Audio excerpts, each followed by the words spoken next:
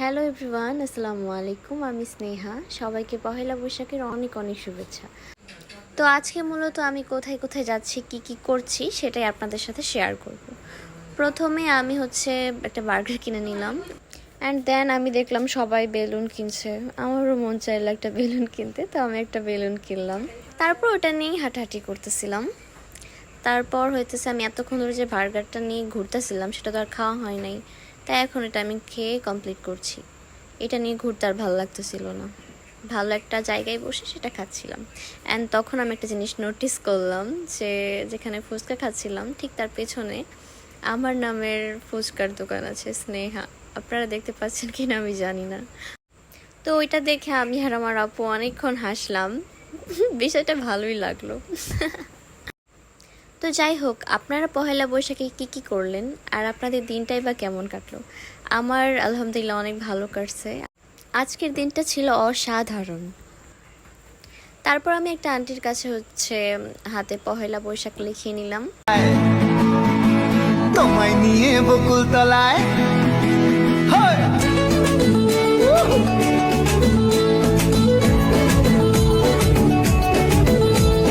বৈশাখের বিকেল বেলায় তোমায় নিয়ে বকুল তলায় প্রেমের এখন গান শোনাবো। আর বৈশাখের বিকেল বেলায় তোমায় নিয়ে বকুল তলায় প্রেমের এখন গান শোনাবো।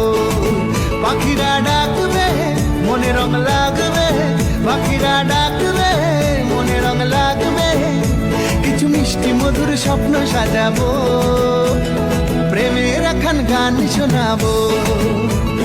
বৈশাখের বিকেল বেলায় তোমায় নিয়ে বকুল তলায় প্রেমের এখন গান শোনাবো। তো ফাইনালি ডান। এখন আমরা এখান থেকে চলে যাচ্ছি, অ্যান্ড এখন আমরা রিক্সায় উঠবো যাওয়ার জন্য।